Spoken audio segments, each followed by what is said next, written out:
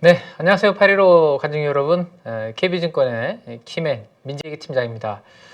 자, 오늘은 또 크리스마스 날 우리 가족 여러분들과 함께 또 방송을 이렇게 나눌 수 있게 되네요.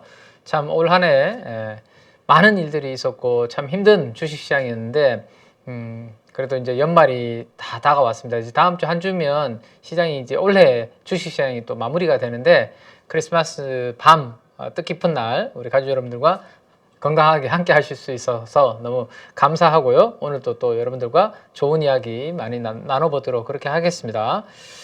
자, 이제 뭐 열심히 막 이렇게 달려야 되는 시점보다는 한 해를 잘 마무리해야 되는 그러한 이제 시점인데요.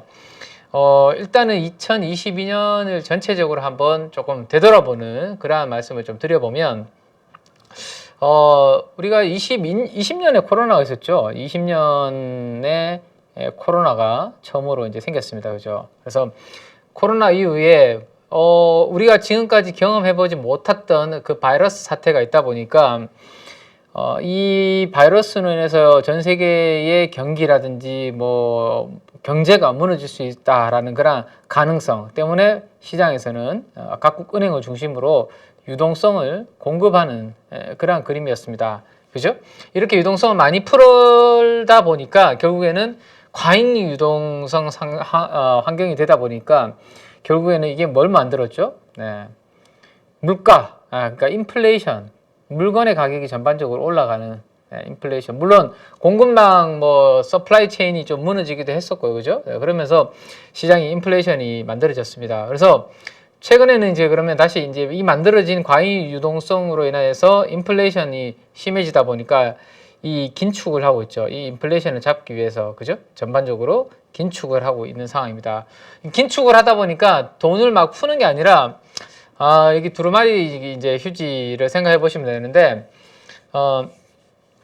유동성 공급은 두루마리 휴지를 우리가 이제 이렇게 막 풀면 휴지가 이렇게 막 풀려나서 나가잖아요. 그죠? 우리가 뭐 화장실에 가서, 예를 들어서 휴지를 쓸 일이 있을 때 이렇게 막 당겨서 풀잖아요. 그죠? 그리고 난 다음에, 다시 걷어들일 때는 어떻게 하죠? 말면 되죠. 이렇게. 그죠? 두루마리를 말죠. 그래서 말면 다시 풀려있던 화장지가 이렇게 다시 들어옵니다. 똑같은 거예요. 유동성을 막 두루마리 휴지를 풀다가 지금은 다시 걷어들이면서 긴축을 하다 보니까 이 긴축에 대한 대가로 시중의 유동성을 흡수하다 보니까 2022년의 하반기는 좀 전반적으로 시중의 유동성이 위축되면서 주식도 힘들고 부동산도 힘들고 어떤 자산에 내가 분배를 하더라도 배분을 하더라도 자산 배분을 하더라도 참 쉽지 않은 그러한 하반기였지 않나라는 생각입니다. 물론 상반기도 뭐 그렇게 쉽지는 않았지만 하반기의 이 긴축에 대한 대가가 너무 우리한테는 힘들게 가혹하게 다가온 게 아닌가라는 생각을 하게 되네요. 자, 그러면 이제 2022년이 이런 그림이었고, 그러면 이제 2023년에 대한 생각을 해봐야 되는 이제는 뭐 올해는 일주일밖에 안 남았기 때문에 의미가 없습니다. 올해 연말 전망은. 그죠? 그래서 내년도의 그림을 이제 우리가 그려봐야 되는데, 제가 최근에 이제 자주 말씀드렸던 부분이 여의도에서 내년도 전망에 대해서 긍정적으로 보고 있는 시각은 거의 없다. 네, 소수의 의견이고 대부분의 다수의 의견들은 어떻게? 상저, 하고로, 상반기 안 좋다가 하반기에 이렇게 좋아지는 이 모습을 그리고 있습니다. 그만큼 비관적인 전망이 지금은 우위에 있다라고 보시면 될 것 같아요. 금요일 날 이제 물가가 조금 잘 나왔죠. 물가 잠깐 볼까요? 네. 금요일 날 PC 인플레이션이, 그죠? PC 개인 소비 지출 관련된 이 PC 물가, 이 연준이 또 중요하게 보고 있는 지표죠. 자, 이게 이제 슬로우했다라는 것은 뭐 완화가 됐다라는 그렇게 생각해 보시면 되죠. 그래서 이렇게 좀 물가가 전반적으로 최근에 피크아웃을 찍고 조금 좋아지는 그러한 그림이긴 하지만 미국 연준의 고금리 정책은 지속이 되고 있습니다. 여전히, 그죠? 아직까지는 뭐 최근에 연준의 위원들은 계속 금리가 당분간은 계속 좀 올라가야 된다라는 이야기를 하고 있을 정도로 고금리 정책을 지속을 하고 있고, 그 다음에 이제 경제 성장률은 경기 침체에 대한 지금 우려감이 크죠. 그래서 2023년은 일단 고금리 지속, 고금리 지속에다가 뭐죠? 야, 고금리가 지속되니까 야, 너무 힘들지. 그래서 경기 침체 올 거야. 요렇게 연결되는 거죠. 그죠? 예. 금리가 너무 높고 비용이 너무 많이 들어가고 여러 가지 우리가 소비는 위축되고 그러면서 결국 경기 침체가 올 거야. 이런 경제 성장률 둔화에 대한 부분 때문에 결국 이것들이 복합적으로 작용해서 위험 자산인 주식에 위험 자산이죠. 하나의 주식은 그죠? 위험 자산인 대표적인 자산인 주식에 대한 조금 센티가 안 좋은 그러한 환경이다라고 보시면 될 것 같습니다. 자, 근데 우리가 이제 좀 희망 회로를 돌려본다면, 희망 회로를 여기서 조금 돌려본다면 어떤 부분을 생각할 수 있을까요? 조금 우리 과거에도 제가 여러 번 말씀을 드렸던 선반영 이야기를 한번 드려보고 싶은데 오늘은 자, 제가 뒤에 있는 자료 하나만 먼저 보여드리고 요거 이야기를 다시 이어갈게요. 자, 코스피의 매출액 증가율과 영업이익 증가율을 제가 이 2006년부터 2022년 최근까지 있는 데이터를 한번 가지고 와봤습니다. 엄브렐라 리서치에서 만들어 놓은 자료인데 제가 한번 가지고 와봤는데 요걸 한번 보시면 파란색이 영업이익 증가율이에요. 파란색이 영업이익의 그로스라고 보시면 되고 그 다음에 노란색 있죠. 노란색. 자, 노란색이 뭐다? 매출액 증가율이다 라고 보시면 됩니다. 매출액 증가율.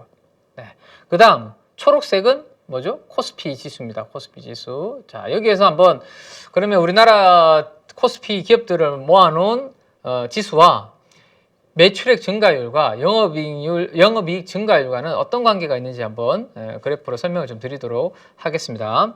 자, 과거 2006년부터 지금까지의 사례를 보면 영업이익 증가율이 매출액 증가율보다 먼저 바닥을 찍고 턴을 하는 경우가 많다. 자, 이거 한번 보시죠.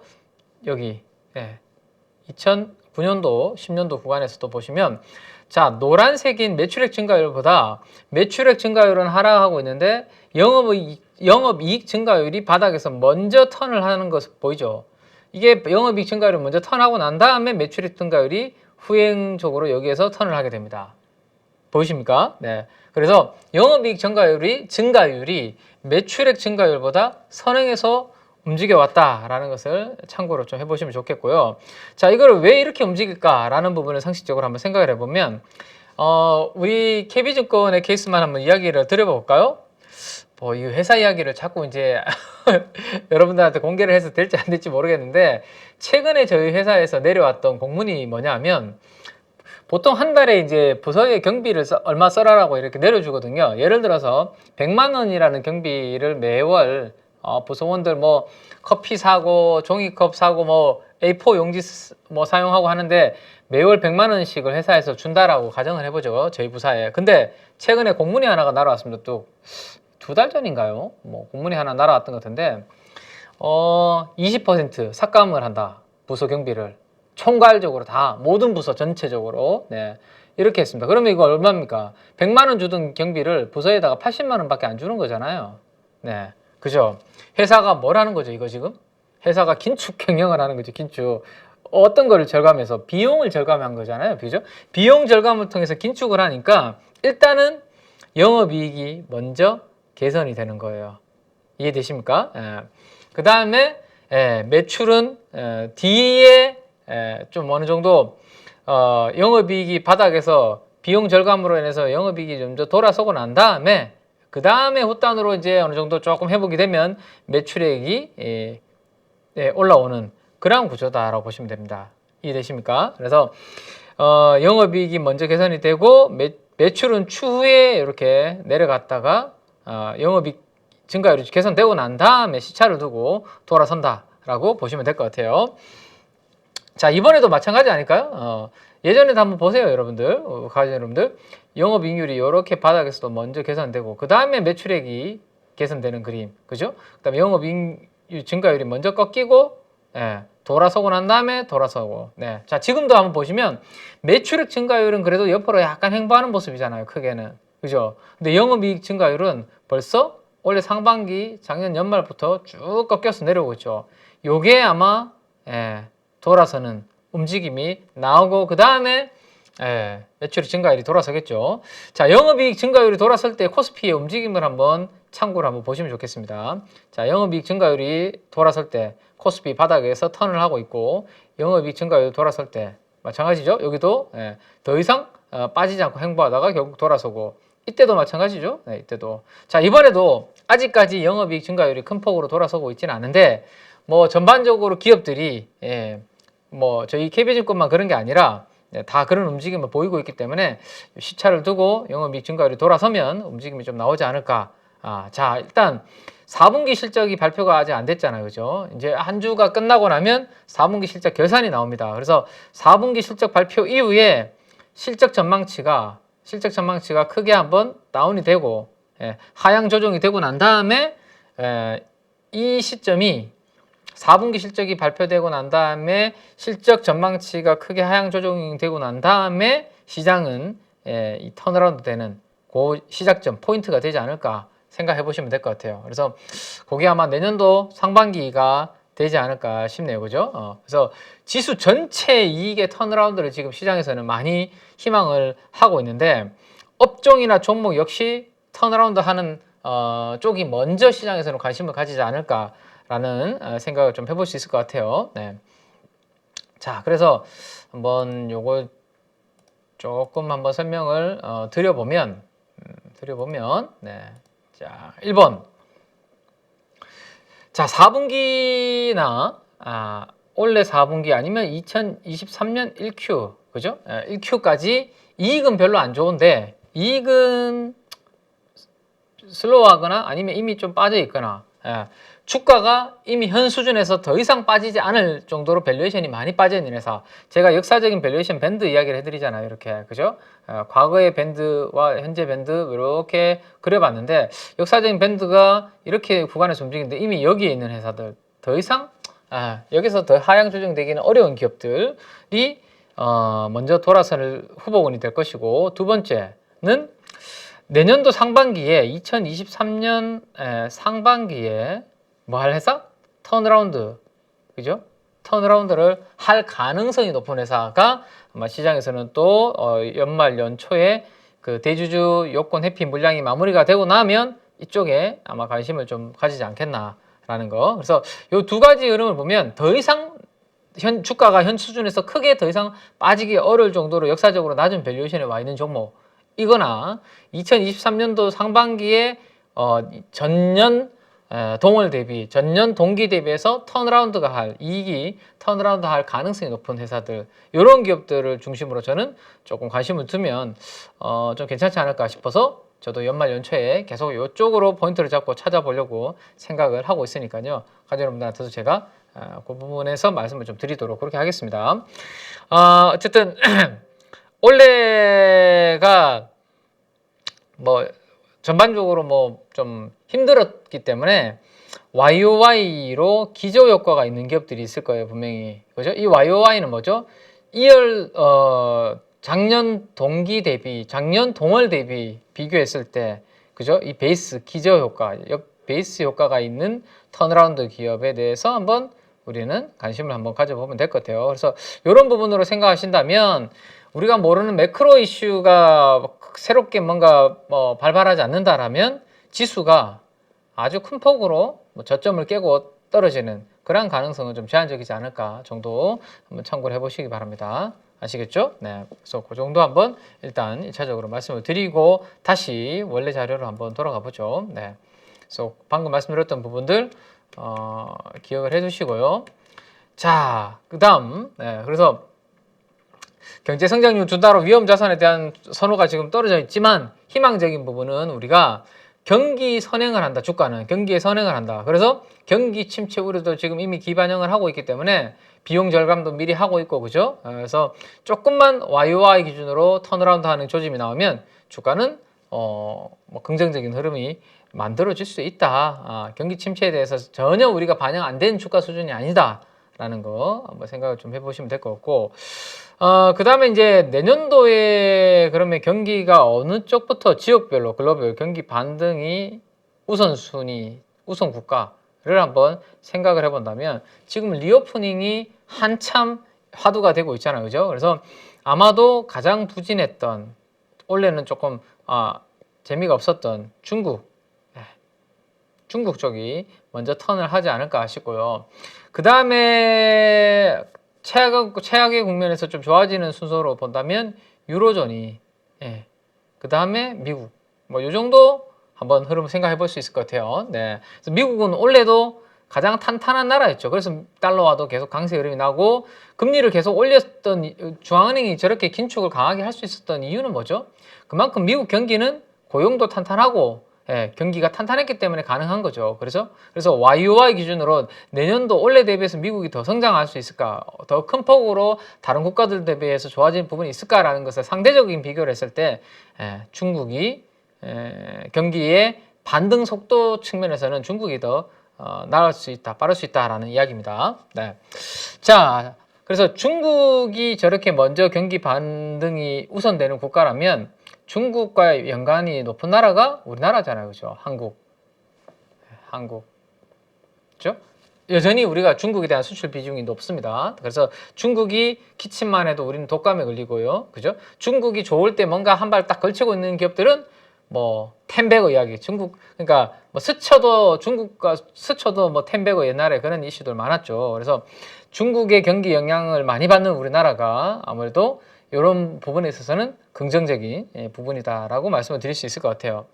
그래서 최근에 뭐 시장의 주도주 측면에서 강하게 움직이고 있는 게 결국에는 중국에 대한 노출도가 높은 기업들, 중국에 뭐 매출을 한다든지 아니면 중국의 문화를 뭐 수출한다든지 뭐 어쨌든 중국에 대한 민감도가 높은 업종과 테마가 기업들이 최근에 연말에 상대적으로 강한 움직임이 나타나고 있는데 그 흐름이 내년 연초까지도 좀 이어지지 않을까라는 생각, 이 부분 때문에 한번 해볼 수 있을 것 같아요. 이게 대표적으로 이런 것들은 뭐죠? 미디어 콘텐츠, 그죠? 그 다음에 차이나 중국 소비주, 이런 것들이 중국 대한 노출도가 높은 그런 쪽이라고 볼 수 있겠죠. 자, 이번 주 후반에 드디어 금융투자소득세, 금투세 유예가 뭐 확정이 되면서 2년 유예되면서 불확실성은 해소가 되었는데 안타깝게도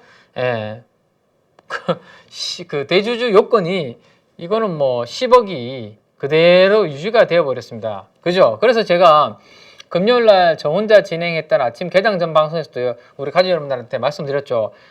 요거는 결국에는 막바지 매물이 설마 10억이라는 기준에 정리를 아직 미처 못했던 투자자들이 마지막 매물이 언제까지? 27일까지 추리가 될 수 있으니까 적어도 초보자분들은 27일까지는 조금 쉬시는 게 좋겠다라는 말씀을 제가 이번 주에 개장전 방송에서 계속 해드렸고 금요일에도 제가 자세하게 전략을 세워드렸습니다.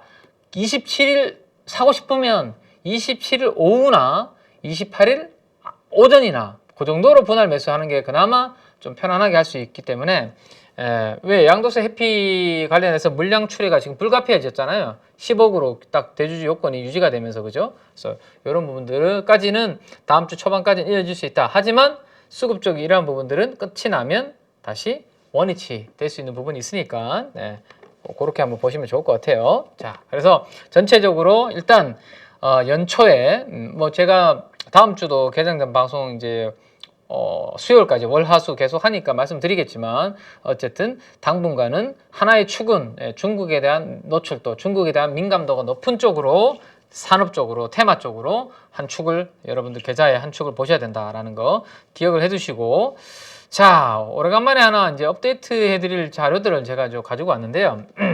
최근에 이제 시장이 이제 토요일날 우리 3%나 빠졌잖아요. 우리가 조심했음에도 불구하고 코스닥 지수가 3% 빠지니까 참 산타랠리가 실종이 되면서 많은 분들이 좀 투자 심리가 위축되셨을 텐데 조금 요거 발표된 이후로 시간이 조금 지난 자료긴 하지만 그래도 조금 긍정적인 내용으로 바뀐 부분들이 있어서 요거 한번 정리를 해드리고 가겠습니다. 오래간만에. 자, 이게 뭐냐 하면 뱅크 오브 아메리카 BOFA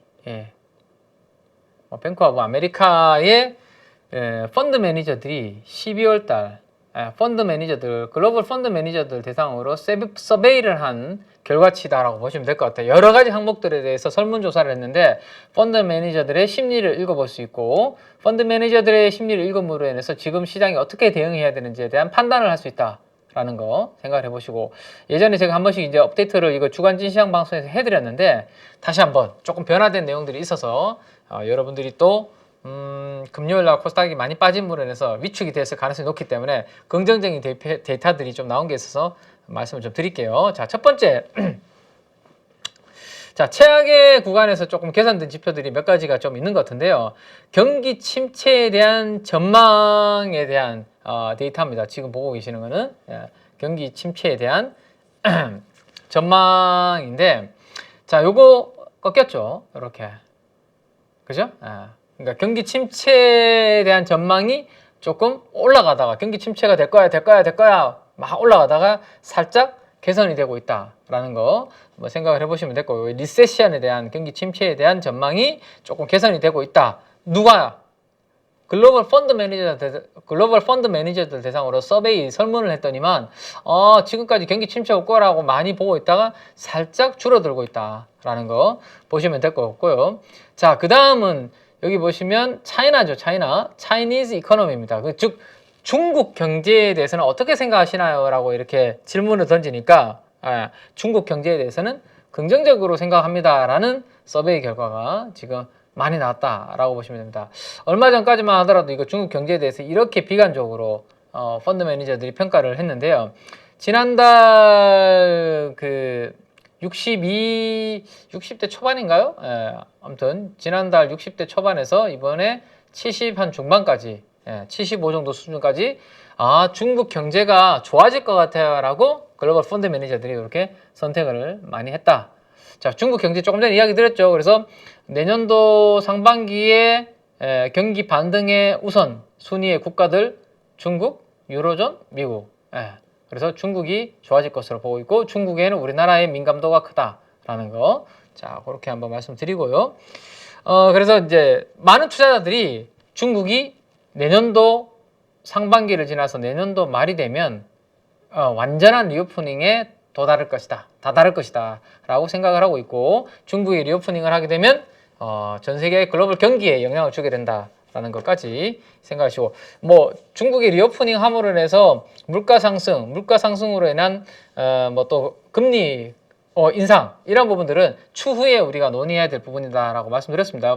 분명히 그러한 이슈들로 인해서 시장이 조금 흔들릴 수는 있는데 그건 지금 우리가 논할 건 아니고 일단 리오프닝 되고 난 다음에 그래서 수요가 얼마나 올라오는데 그 수요가 올라옴으로 인해서 물가가 어떻게 자극이 되고 그 다음에 금리가 어떻게 움직이는 데는 그 다음 스텝이라는 거죠. 지금은 어쨌든 중국이 내년도 하반기에 되면 완전한 리오프닝에 다다를 것이다. 긍정적으로 보고 있는 글로벌 펀드 매니저들이 많다라는 거까지 생각을 하시면 될 것 같아요.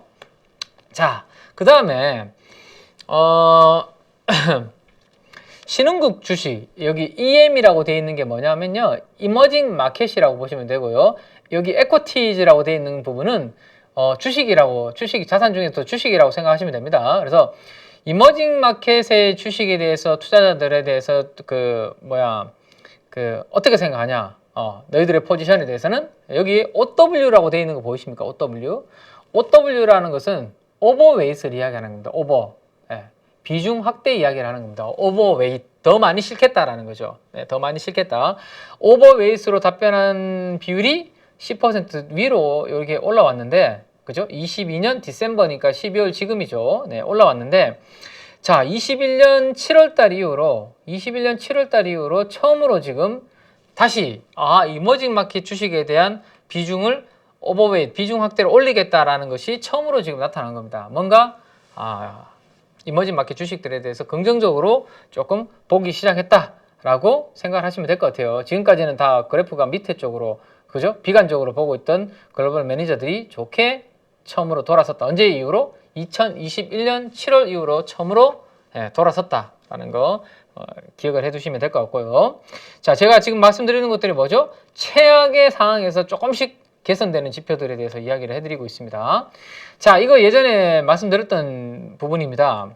뭐죠 이거? 현금 비중을 얼마나 가지고 있는지에 대한 서베이죠. 예. 글로벌 펀드 매니저들이 시장이 불안하니까 뭐 자산을 팔고 주식을 팔고 현금을 확보해 놓은 비중이 얼마나 되는지를 보여드리는 건데, 지난번에 제가 아주 역대급으로 현금 비중이 높아진 상태다라는 것을 말씀드렸죠. 근데 과거에 제가 이 그 주가 지수랑 같이 그렸던 적이 있죠. 그 현금 비중을 가지고 있던 보유 레벨과 주가 지수를 같이 그렸을 때 현금 보유 비중이 아주 높을 때가, 그때가 오히려 주가는 바닥을 찍었을 때가 많았다라는 거 예전에 제가 보여드렸던 방송이 있습니다. 네.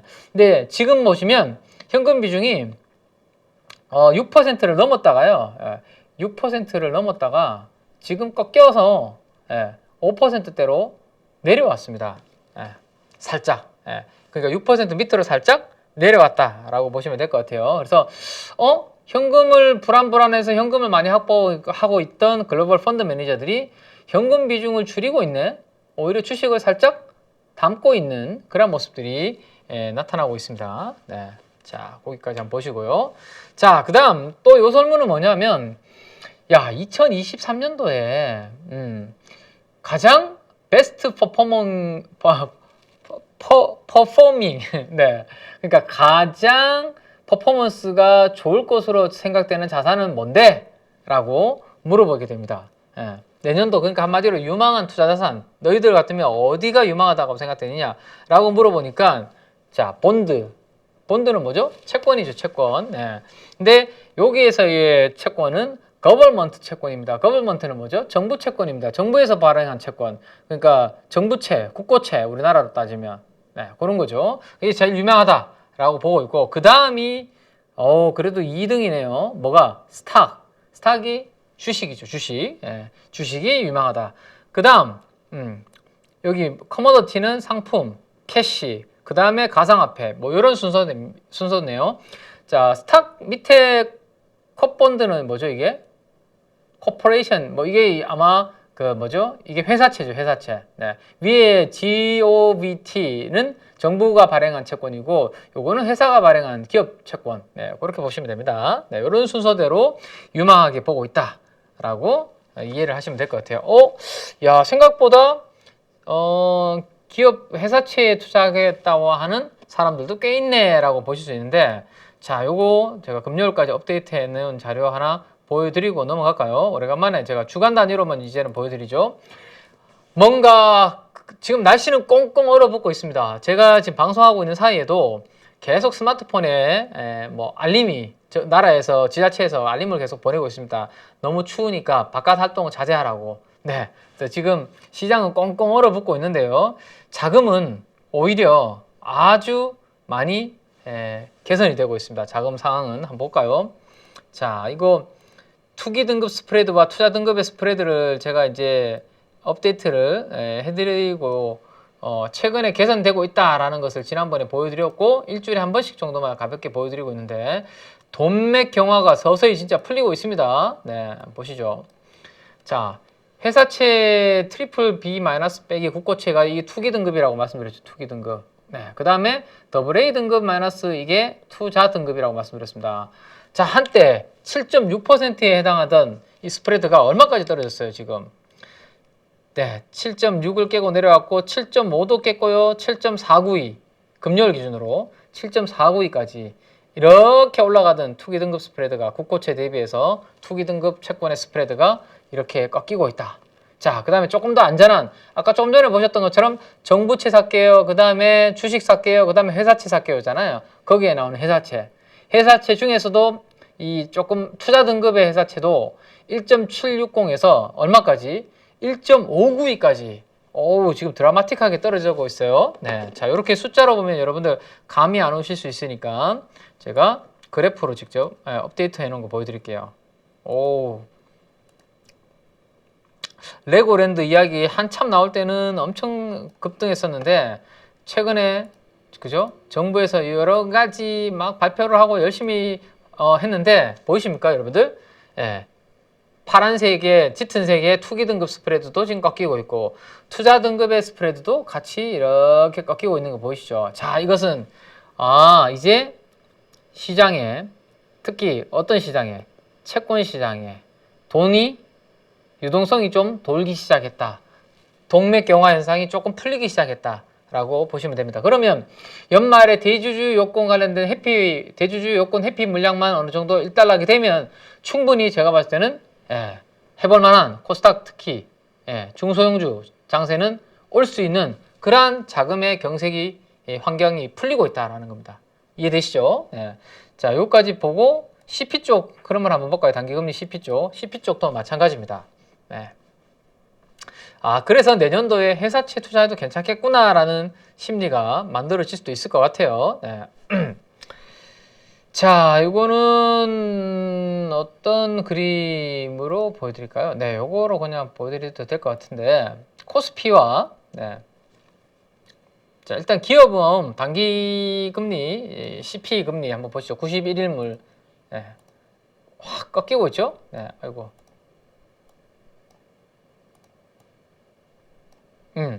자, 지금 보시면 요때가 이제 레고랜드 사태 이야기 나왔을 때고, 지금 보시면 고개를 숙이고 이렇게 내려오는 거 보이시죠?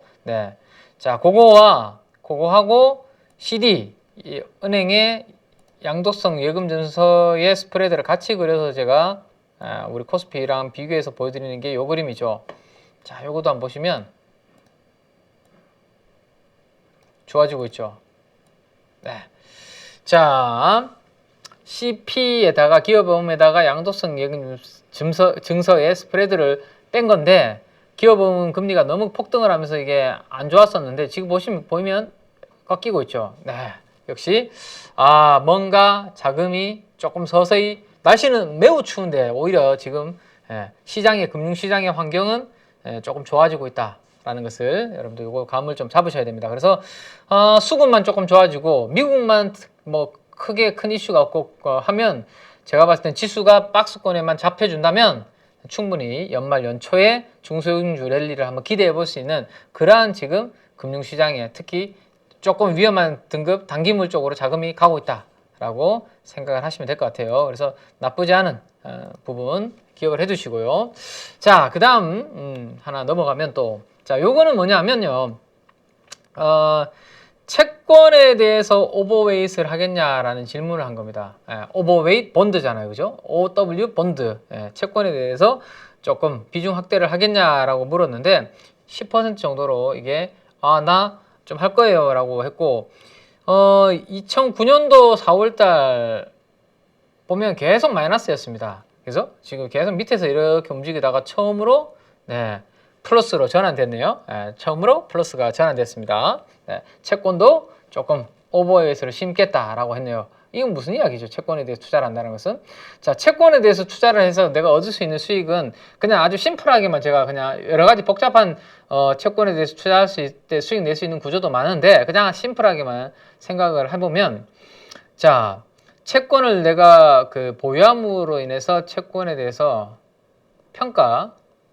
이익을 낼 수 있는 부분이 뭐죠?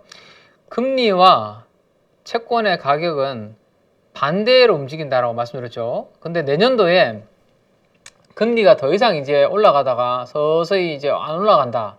그죠? 그리고 만약에 하반기 들어서 금리가 오히려 이렇게 조금 내려온다. 그러면 반대로 지금까지 채권의 가격은 이렇게 내려오다가 반대로 이렇게 될 거 아닙니까? 그죠? 지금까지 금리 계속 올린 환경이었기 때문에 채권 금리 하락과 함께 채권의 가격은 많이 빠졌을 거 아니에요, 올해 내내. 근데 내년도가 되면 서서히 채권 가격이 바닥을 찍고 턴할 가능성. 그래서일까요? 본드, 이러한 부분들에 대한 투자를 하시는 분들은 이제 채권에 대해서 비중 확대를 할 수가 있는 것을, 내년도에는 채권에 대한 비중 확대를 해보겠다라는 서베이를 할 수 있겠죠. 뭐 이 정도만 간단하게 일단 오늘 한 케이스만 말씀드릴게요, 시간 관계상. 자, 그래서 채권에 대한 투자 비중 확대 비율 2009년도 4월달 이후 처음으로 플러스로 돌아섰다라는 거. 자, 그 다음에 내년도에 내년도 그리고 앞으로 지금 가장 좀 유망한 트레이더 전략이면 어떤 게 있겠냐라는 거였는데요. 지금까지 시장에서 가장 잘 먹혔던 건 뭐였죠? 롱 US 달러라고 되어 있죠. 롱 US 달러. 이게 뭐죠? US 달러가 앞으로 강할 거니까 나는 미국의 달러에 투자를 하겠다라는 포지션이 매우 강했어요, 지금까지는. 왜? 미국의 연준의 페드가 금리를 쭉 올리니까 돈에 보유 가치가 계속 올라가니까 미국의 달러가 강세를 보였잖아요. 그래서 지금까지는 킹 달러 이야기도 많은 분들이 하셨고 미국 미국 달러에 투자를 했을 때 돈을 버는 게 있었죠. 근데 지금 그래프가 한번 보시면 요 파란색 하늘색이 이게 11월이고요. 11월 서베이. 여기 짙은 색이 12월 서베이 결과입니다. 어떻게 됐습니까? 나 미국의 달러 매수할 거야 라고 생각한 사람들이 많이 급격하게 줄어든 거 보이십니까? 네. 예. 그러니까 너의 투자 전략, 트레이딩 전략 중에 뭐가 가장 하고 싶어 라고 했을 때 나 미국 달러 살 거야 라고 생각한 사람들이 11월 달 대비해서 엄청나게 큰 폭으로 좀 줄어들었다 라는 거 참고를 하시면 될 것 같아요. 아시겠죠? 자, 그 다음에 증가한 건 어디예요? 보면 11월 대비해서 12월이 더 늘어난 거 어디 있습니까? 증가한 거. 요 아래쪽에 보시면 증가한 것들 밑에 쪽 증가한 것들 그죠? 11월 대비해서 12월에 증가한 것들은 밑에 쪽에 있네요. 그렇게 한번 보시면 될 것 같아요. 자, 그렇게 한번 보시고 어쨌든 미국 달러가 앞으로 지금보다 더 강해질 것이다 라기보다는 조금 강도가 조금 완화될 것이다 라고 보는 투자자들이 펀드 매니저들이 많다 정도로만 체크를 하시면 될 것 같아요. 자, 그 다음 요거는 뭐냐면요, 헬스케어 vs 요게 이제 헬스케어 대 컨슈머 이렇게 보시면 됩니다. 그러니까 대표적으로 헬스케어는 우리가 좀 경기 방어주적인 성격을 가지고 있다. 미국에서는 특히나 우리나라보다는 미국에서 경기 방어주적인 성격을 가지고 있다. 그러니까 경기 방어주가 더 나을 거니 그 다음에 경기 컨슈머인 경기 소비재 쪽이 더 투자가 유망하니 요거를 물어본 거예요. 경기 소비재 대비해서 경기 방어주 요거를 물어본 건데 경기 민감주 대비해서 방어주들의 비율이라고 볼 수 있을 것 같습니다. 그러니까 경기 민감주 대비해서 경기 방어주를 어떻게 포지션을 취할 건지에 대한 비율이라고 보시면 되는데 요게 한참 올라가다가 피크를 찍고 난 다음에 그 다음에 포지션을 한번 보시기 바랍니다. 뭔가 시장이 조금 불안할 때였죠. 2008년도 금융위기가 있었을 때, 그 다음에 2011년도 뭐 유럽 위기, 그 다음에 미국의 신용등급 강등 뭐 등등 이슈도 있었고 코로나 있었고 뭐 그럴 때 경기 민감 업종 대비해서 경기 방어 업종에 대한 비율이 피크를 찍고 난 다음에 어땠어요? 다 굵직굵직한 이슈들이 있고 난 다음에 피크를 찍고 다 꺾였죠.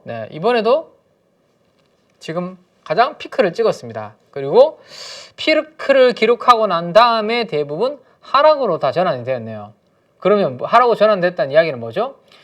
지금까지는 경기 소비재 대비해서 경기 방어주가 경기 민감주 대비해서 경기 방어 업종이 상대적으로 아웃퍼폼을 했다면 이제는 그러면 살짝 경기 방어보다는 경기 민감주 쪽이 봐야 될 땐가? 이런 부분들을 요 서베이 결과를 통해서 한번 체크를 해볼 수가 있는 부분입니다.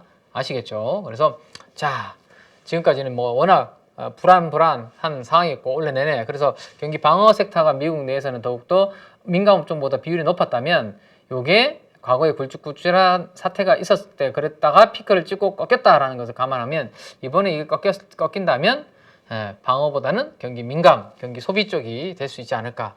자, 지금까지 힘들었잖아요. 자동차 요즘 아시죠? 여러분들 테슬라 우리나라 완성차 업체들 주가 다 안 좋잖아요. 그들이 다 경기 소비재, 경기 민감 업종, 뭐 철강화학도 마찬가지고, 그들이 내년도에는 좀 좋아질 수 있을까라는 거 한번 생각을 해보고요. 자, 요거는 좀 전에 설명을 드렸던 부분입니다. 자, 그다음 요거 이야기를 이제 한번 또 드려볼까요? 지금부터는 이제 반도체 이야기를 잠깐 한번 드려볼게요. 반도체. 우리 또 반도체 투자하시는 분들이 이제는 가격 조정 많이 받았겠지 라고 또 희망을 또 가지시는 분들이 많으신데 조금 제가 도움될 만한 내용들을 그려서 가지고 왔으니까 한번 보시기 바랍니다. 자, 이게 두 개의 선이 지금 그래프가 그려져 있는데 뭐냐면요. 위에는 코스피의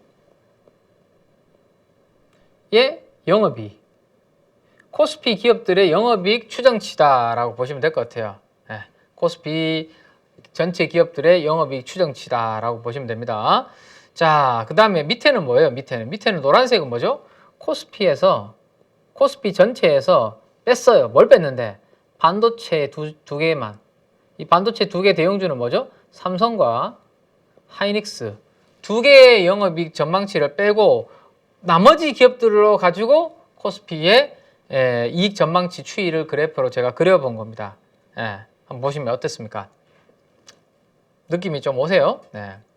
자, 코스피 이익 전망치, 전체 이익 전망치는 이게 하반기 들어서 급격하게 떨어지는 거 보이십니까? 제가 이렇게 화살표로 그려놨는데요. 그죠? 급격하게 떨어지고 있죠. 근데 코스피에서 삼성전자와 하이닉스를 뺀, 즉 반도체를 뺀 이익 전망치를 보면 뭐 조금 하향 조정되긴 했지만 큰 폭으로 뭐가 떨어지는 느낌은 안 들잖아요.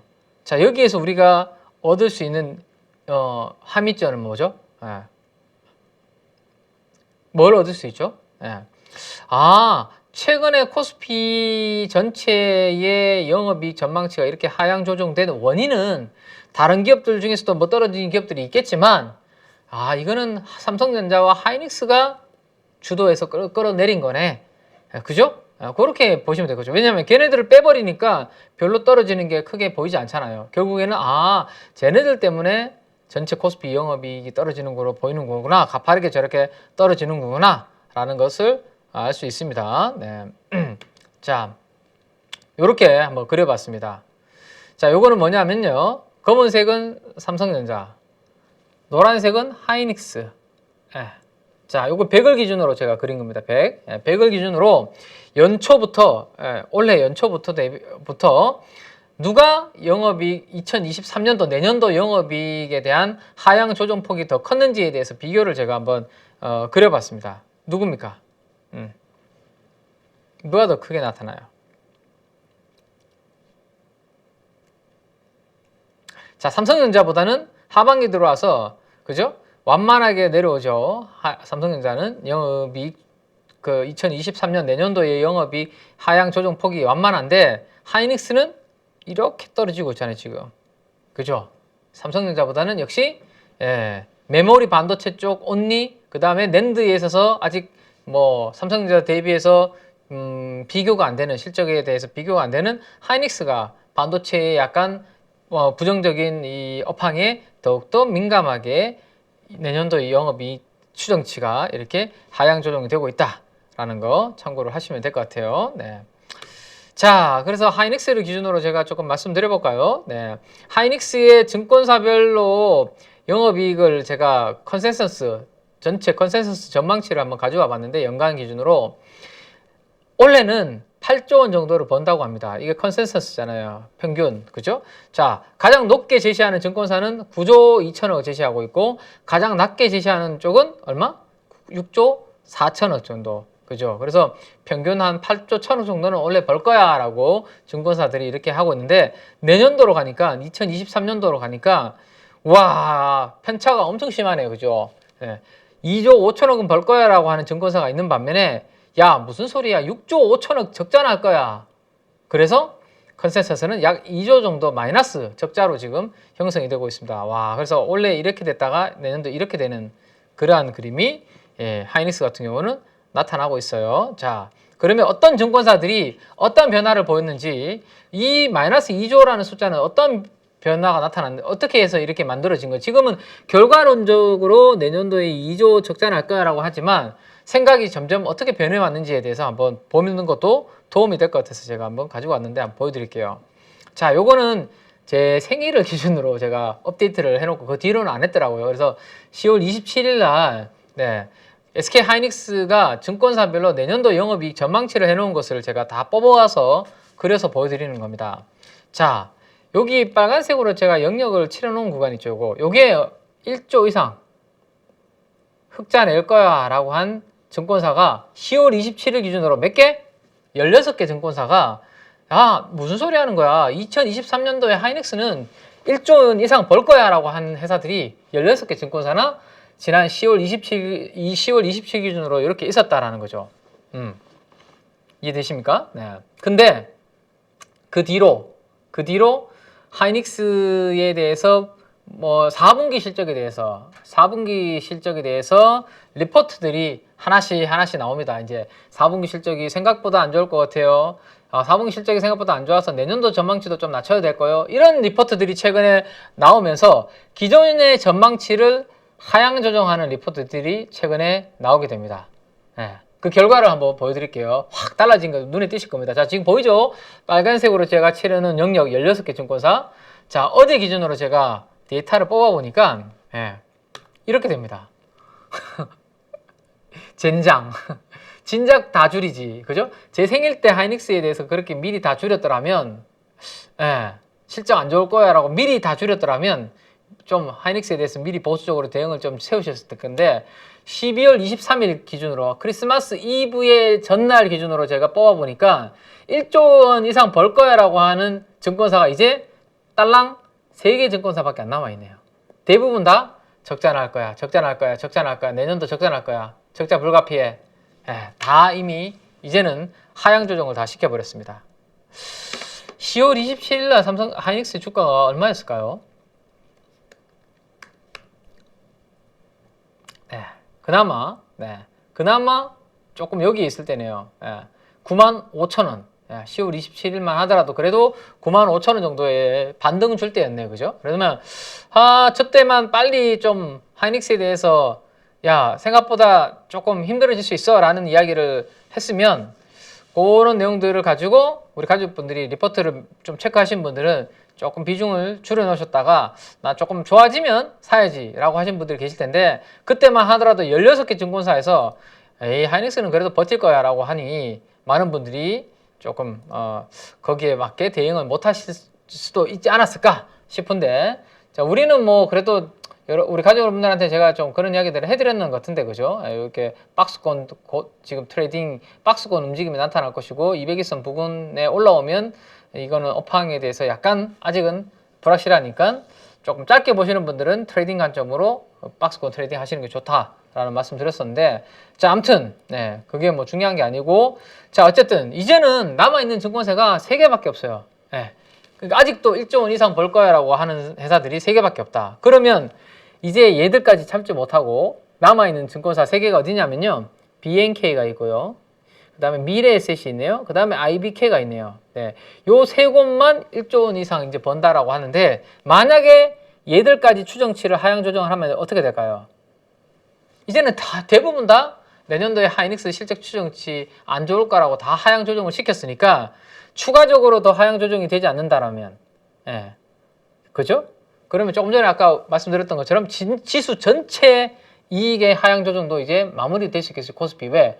하이닉스에 대한 하향 조정이 이제 다 끝났으니까 삼성전자보다는 하이닉스의 하향 조정 폭이 더 컸잖아요. 그죠? 얘가 마무리가 되면 요거도 이제 마무리가 될 거다. 어느 정도. 이해되십니까? 그래서 그러한 부분들 그래서 아직까지 마지막 그래서 하이닉스에 대해서는 좀 기다려야 되는 부분이 이거 아직 내리지 않은 얘네들이 내리면 그래서 그래프가 다 밑으로 세로 막대 그래프로 바뀌게 되면 오히려 이제 하이닉스는 이제 서서히 이제 저점을 잡아가는 그런 부분이 되지 않을까라는 거 뭐 생각을 해볼 수 있을 것 같아요. 이해되시죠? 그래서 지금은 아직까지 마이넥스에서 공격적으로 우리가 대응하기보다는 4분기의 실적 추정치까지도 하향 조정이 돼서 더 이상 이제 여기 3개 증권사가 남아있지 않으면 그때는 이제 서서히 사냥을 시작을 해볼까? 이제 고민을 더욱더 지금도 여전히 고민을 하고 있지만 밸류에이션도 싸고 미리 다 선반영이 됐으니까 저 정도겠지라는 부분에 있어서 언제가 될지에 대한 타이밍만 이제 잡아보면 된다라는 생각으로 이제 째려보고 있는데요.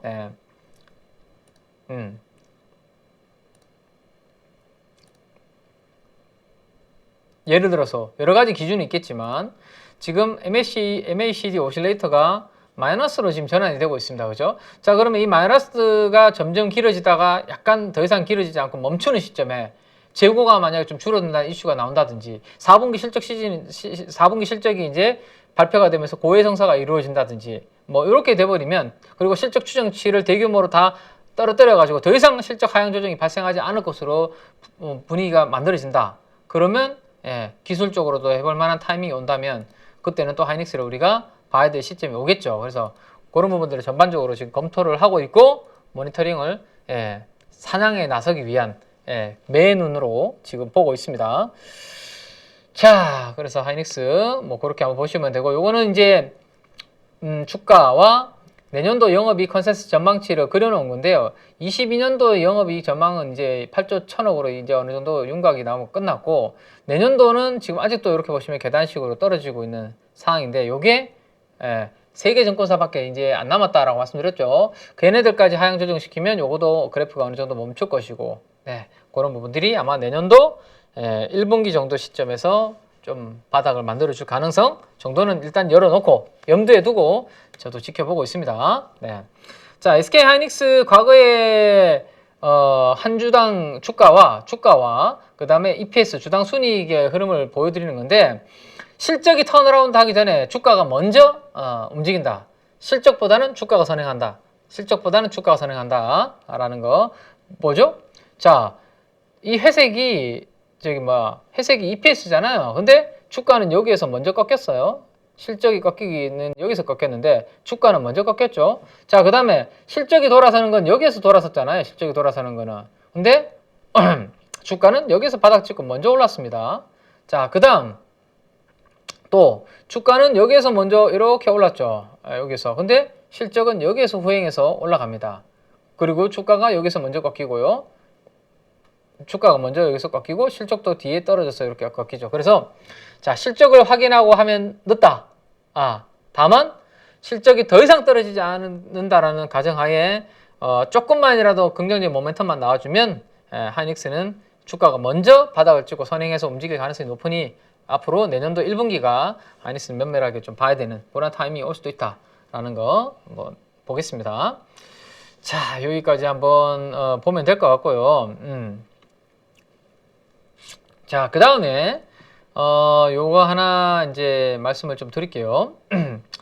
그 중국에 대해서 이제 내년도 경기 반등은 중국, 유로, 그 다음에 미국 회복 좀, 원래 미국이 워낙 건전했기 때문에 좋았기 때문에 좀 안 좋다가 좋아지는 부분으로 봤을 때 여기가 중국이다라고 말씀드렸죠. 중국.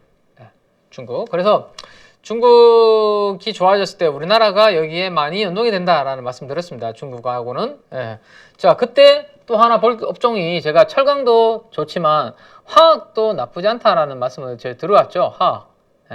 화학도 나쁘지 않다.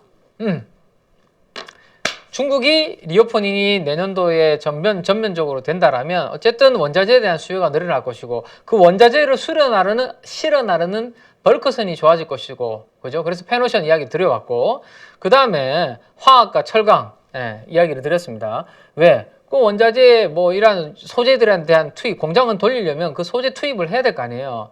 그죠? 또 화학도 내년도에 잘 봐야 되는데, 조금 전에 제가 서두에서 말씀드렸던 것 중에 뭐죠? 지금보다 더 이상 주가가 더 나빠지지 않을 정도로 밸류에이션이 많이 떨어진 기업은 나쁘지 않다. 내년도 상반기에 볼만하다라고 말씀드렸는데, 그 대표적으로 화학 업종 중에 대한유화가 있습니다. 대한유화. 중국 리오프닝에 따라서 화학 제품들의 수요가 개선이 되면 대한유화가 조금 턴어라운드 하지 않을까라는 겁니다. 이미 근데 지난 10월달, 11월달부터 중국의 리오프닝 이슈가 나오면서 먼저 지금 바닥을 찍고 주가는 살짝 올라온 수준입니다. 그리고 내년도 영업이익 전망치는 더 이상 떨어지지 않고 플랫하게 움직이고 있죠. 그 부분이 중국에 대한 리오프닝이 반영이 되고 있다라고 보시면 되는 거예요. 자, 지금 보시면 200일 이동평균선도 아직까지는 이렇게 우하향 되다가 이제는 약간 돌아서려고 하는데 주가가 먼저 위로 올라섰죠. 그러니까 200일 이동평균선이 초록색도 이제는 횡보할 가능성이 높겠죠. 옆으로 횡보할 가능성이 높고, 지금 여기 그림에서는 살짝 지워졌지만 1년 뒤에 영업이익 전망치가 한번 그래서 제가 그려놓은 거를 잠깐만 보여드리면 1년 뒤에 영업이익 전망치도 살짝 고개를 들고 지금 이제 올라가고 있어요. 포워드 기준으로. 네. 자, 대한유화 한번 보시죠.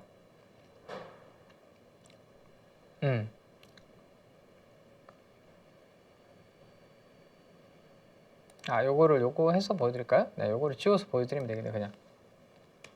네, 그 보이시죠? 네, 빨간색이 계속 계단식으로 내려오다가 최근에는 살짝 계단식으로 이제 올라가고 있습니다. 방향을 바꾸고 있죠? 그래서 주가도 같이 조금 턴을 하고 있고요. 그래서 200일 이등평균선도 이제는 주가가 위에서 잘 버티면 시차를 두고 행보하다가 돌아서는 그러한 그림이 되지 않을까 생각해 보시면 될 것 같아요. 자, 이게 돌아서고 있고 실적 추정치가 주가가 이렇게 올라서고 있으니 200일 이등평균선도 이렇게 되다가 이렇게 서서히 되지 않을까. 네, 이렇게 한번 생각해 보시면 될 것 같아요. 자, 대한유화는 대표적으로 NCC 업체입니다. NCC가 뭐죠? 나프타 크랭크 센터입니다. 즉 나프타 분해 설비라고 보시면 됩니다. 뭘 하는데 분해하는데, 자, 에틸렌을 뽑아내는 거죠. 에틸렌을 나프타를 분해해 가지고, 그러니까 원유를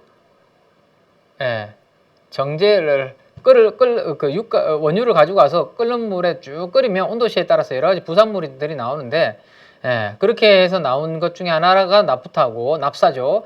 나프타를 분해하면 에틸렌을 이렇게 뽑아서 쓸 수 있게 되는 부분입니다. 그래서 나프타, 에틸렌을 뽑아내는 또 하나는 뭐죠? 가스를 가지고 뽑아내는 게 뭐죠? ECC입니다. ECC. ECC는 우리는 주력이 NCC고요. ECC는 주로 가스가 많이 나는 미국이라든지 이런 쪽에서 많이 하고 있죠.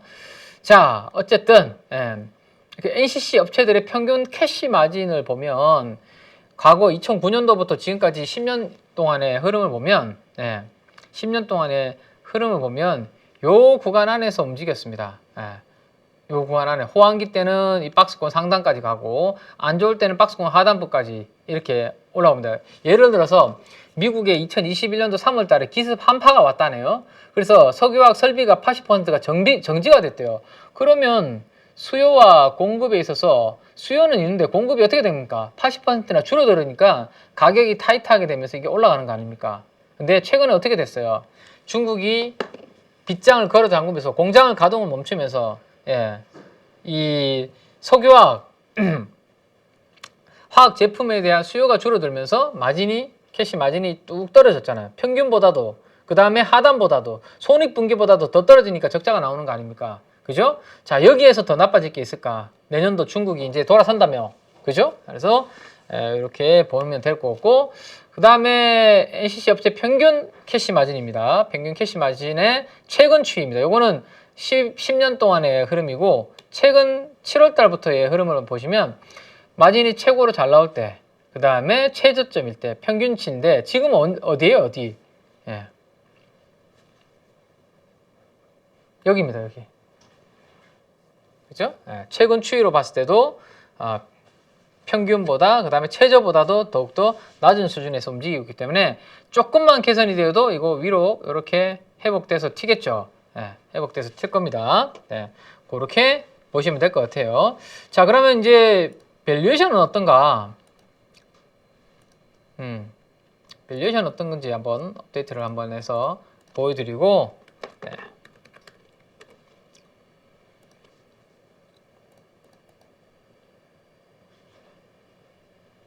자, 대한유화.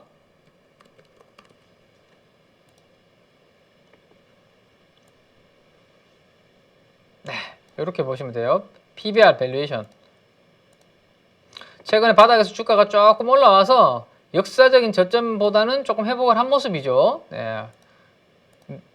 지금 역사적인 바닥에 있을 때 사기는 참 쉽지 않죠, 심리적으로. 그죠? 다들 비관적으로 보고 좋은 이야기가 하나도 없으니까. 근데 확실히 그때가 여기죠. 0.4배 밑에, 0.4배보다도 더 아래 있을 때 0.3배 완전 바닥이었다가 지금은 0.5배 위로 살짝 올라왔네요. 그래서 앞으로 중국의 리오프닝의 강도와 속도에 따라서 이 그래프가 앞으로 여기까지 빨간색인 0.7배까지도 갈 수 있고, 아니면 뭐 0.6배 요 구간까지 올라가는 그러한 그림이 앞으로 나타나겠죠. 그래서 대한유화가 중국의 리오프닝에 따른 화학 제품 수요 개선에 따라서 또 수혜로서 볼 수 있는 그런 후보군이다라고 말씀을 드릴 수 있을 것 같습니다. 왜 이야기를 여기서 먼저 드렸냐면 수급에 금요일날 대한유화가 들어왔거든요. 자, 조금 이따가 제가 뒤에 가서 보여드릴게요. 자, 기간 매수 강도 상위 종목 탑 20 한번 보시죠. 기간 매수 강도 상위 종목 탑 20 여기 보시죠. 어디 갔어? 대한유화 시총의 0.6%를 금요일날 한 방에 잡아먹는 그런 모습이 나타났습니다. 자, 그러면 기간도 새롭게 들어왔고 한번 내년도 관점으로 주가가 좀 대주주 여건 관련해서 뭐 시장이 전체적으로 좀 흔들려 줄 때 그때가 대한유한테는 또 한번 트레이딩 해볼 만한 부분이 생기지 않을까라는 거 한번 염두를 해보시면 될 것 같아요. 주가는 이 정도 수준입니다. 일봉 차트. 자, 그렇게 한 가지 말씀을 드리고 그 다음에 시간이 지금 1시간 정도 됐기 때문에 짧게 나머지 수급 특징주 몇 가지 말씀을 좀 드려볼게요. 자, 상업펀드 매수 강도 상위 종목들 이야기 몇 가지만 좀 해볼까요? 상업펀드 요거 그냥 먼저 할까요? 기간 매수 강도에서 UTI라는 종목이 조금 새로운 종목이 이렇게 잡혀서 새로운 거 몇 가지만 이야기 좀 해드릴게요. 오늘은 자 UTI는 이제 뭐 하는 회사냐면 요거는 CES 관련된 테마로 부각이 될 수 있다라고 생각을 해보면 될 것 같아요. 다음 주면 이제 CES 가전 박람회가 라스베가스에서 시작이 되죠. 자, 메인 테마 중에 하나가 바로 XR입니다. XR 테마. XR 테마. 디어라는 농기계 회사 있잖아요. 그 디어에서 CEO가 기조연설을 뭐 한다는 이야기도 있더라고요. 이건 참고로. 자, 농기계 관련된 회사의 CEO가. 자, UTI가 이게 뭘 하는 회사냐면 코닝하고 함께요. 코닝. 코닝이 뭐 하는 회사죠? 글라스. 이 뭐죠? 스마트폰 글라스를 주로 잘 했던 회사죠. 그래서 UTI가 코닝과 함께 폴더블 커버 글라스를 좀 앞으로의 가치 협력 뭐 방향에 대해서 이야기한다라는 내용들이 최근에 조금 나오고 있거든요. 그러면 글로벌 스마트폰을 만드는 이제 제조사들 입장에서는 지금까지는 코닝에만 계속 의존을 하다가 벤더가 이렇게 다변화되는 부분이 생기죠. 그죠? 벤더가 다변화. 그래서 코닝에서 하던 것을 UTI가 좀 어느 정도 시장 점유율을 좀 가져올 수 있는 그런 부분들이 좀 생기게 됩니다. 그래서 그런 이슈들이 되면 UTI가 뭐 좀 이슈가 되지 않을까. 상업펀드 자, 기간 수급이 좀 들어오고 있는데요. 자, 지난주 금요일 날 보시면 자, 기관들과 외국인들은 쌍끌이 매수가 들어왔어요. 쌍끌이가 매수가 들어왔는데 상업펀드가 아니라 참 절대 수익을 추구하는 금융투자 중심으로 수급이 많이 들어왔습니다. 자, 기타 법인에서도 좀 들어왔고요. 자, 그래서 만약에 이 종목이 자, 가격이 23,300원인데요. 금요일날 음봉의 시가가 23,300원인데 23,300원으로 위로 올라온다면 종가 기준으로 그러면 UTI는 세스 방금 말씀드렸던 그 폴더블 폰의 커버 글라스에 대한 기대치가 커지는 게 맞다라고 에너지로 참고하시면 되고요. 만약에 저 주가를 제가 저렇게 대량 거래 터진 음봉이 평소에 없던 거래가 나타났을 때 저걸 빨리 회복해야 된다는 말씀을 제가 드리죠. 그거를 회복을 하면 그 다음부터는 흐름이 완전히 달라진다라는 말씀을 제가 많이 드렸잖아요. 그죠? 근데 그렇게 되지 않으면 이렇게 될 수 있습니다. 이렇게. 그래서 다음 주 초반이 아주 중요한 부분이 될 것 같아요. 그래서 23,300원을 잘 돌파하는지 여부를 봐야 되고 23,300원을 돌파하면 그때 봐도 늦지 않다. 근데 그거 회복 못한다. 그러면 패스. 그죠? 그래서 그 커버 글라스 관련해서 내용으로 한번 업데이트를 해서 공부를 해보시면 좋을 것 같고요. 이해되시죠? 그렇게 한번 보시면 될 것 같고 그 다음에 이제 레고캠 바이오 그 ADC 기술 수출 이야기가 나오면서 주가가 좀 움직였는 부분이 있는데 제가 좀 관심이 있는 것은 상업펀드에서 특이하게도 리튬 관련주를 두 종목을 나란히 샀는데 이거 처음입니다. 처음. 네, 하이드로 리튬과 어반 리튬이라는 종목을 처음으로 이렇게 매수를 했거든요. 그래서 요거 두 개만 말씀드리고 오늘 마무리를 좀 하도록 그렇게 하겠습니다. 자, 제가 자료를 하나 만들어 놓은 게 있어서 그거 가지고 살짝 가볍게 요거는 설명을 드릴게요. 시간이 좀 부족하니까. 네.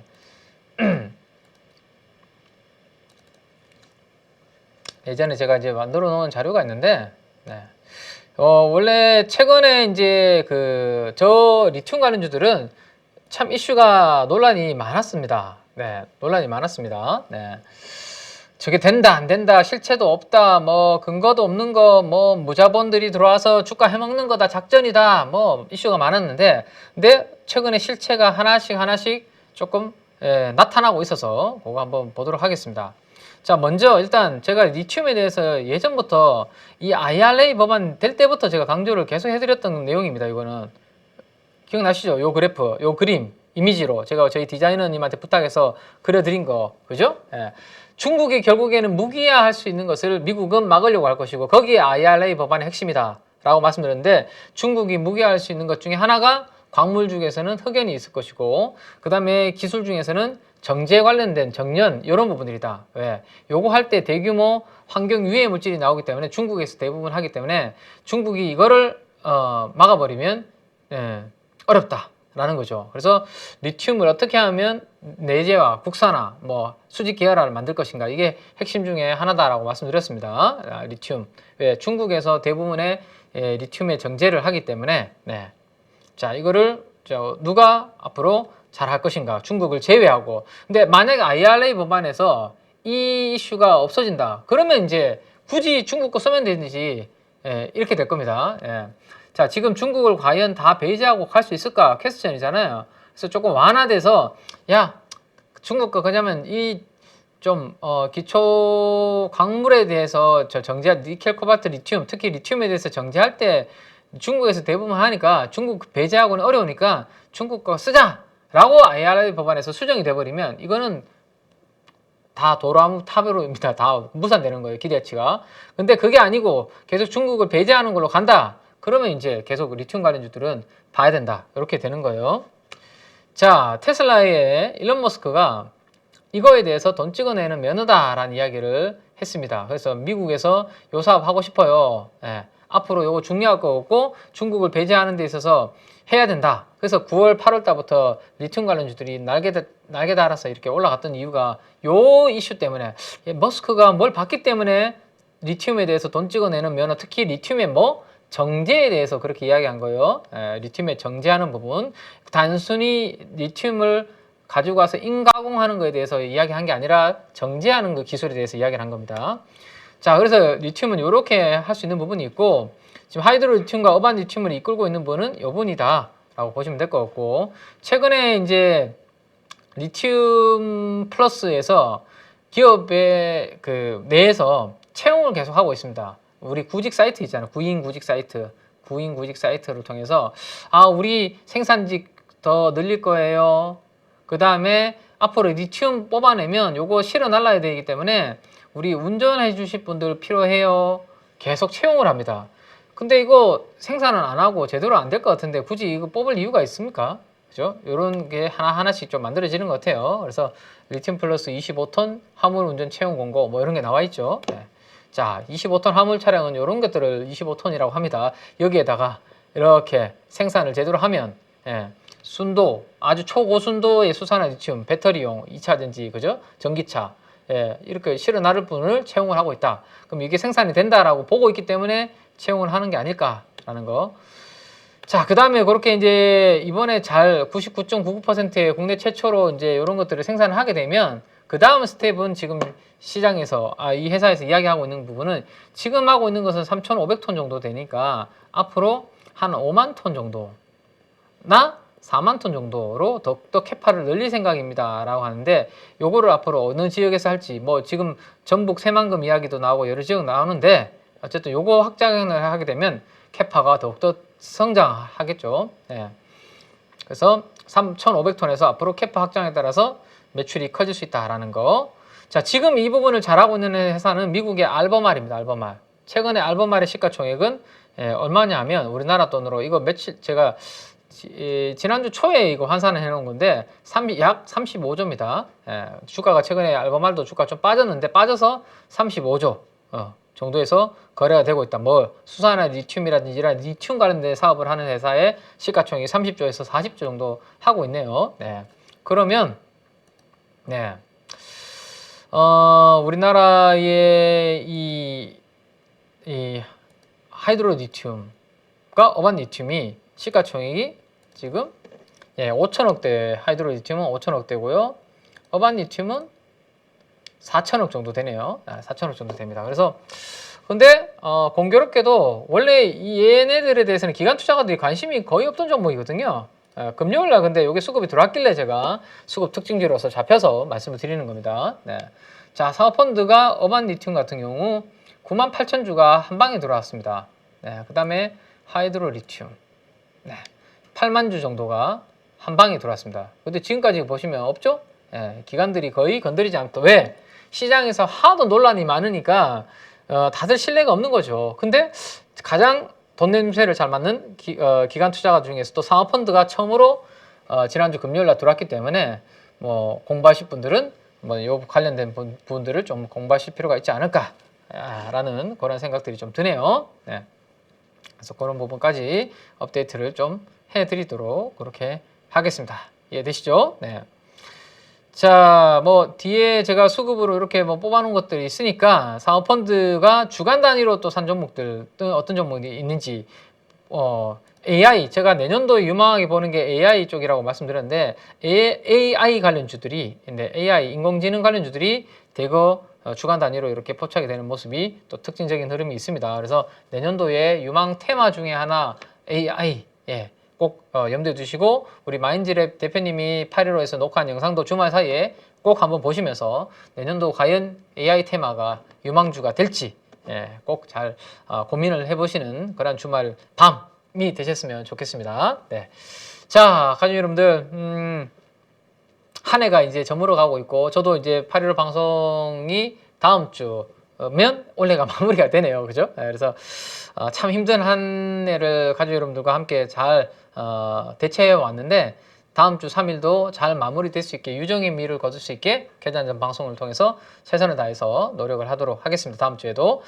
자, 우리 가족 여러분들 크리스마스입니다. 오늘 제가 크리스마스 참 복장을 하고 왔었어야 되는데 그죠? 머리띠도 좀 하고 망토도 좀 두르고 이렇게 왔어야 되는데 대장 내시경을 하고 마취해서 깨고 부랴부랴 오다 보니까 제가 미처 준비를 못해서 왔는데요. 남은 크리스마스 밤 행복하게 잘 보내시고요. 저는 내일 개장전 방송에서 또 좋은 내용으로 다시 인사드리도록 하겠습니다. 자, 행복한 크리스마스 밤 되시기 바랍니다. 지금까지 KB증권의 키맨 민재기 팀장이었습니다. 감사합니다. 누구나 1시간 안에 200개 종목에서 좋은 종목을 고를 수 있는 그런 능력을 배양할 수 있도록 제가 도와드리려고 그렇게 하고 있습니다.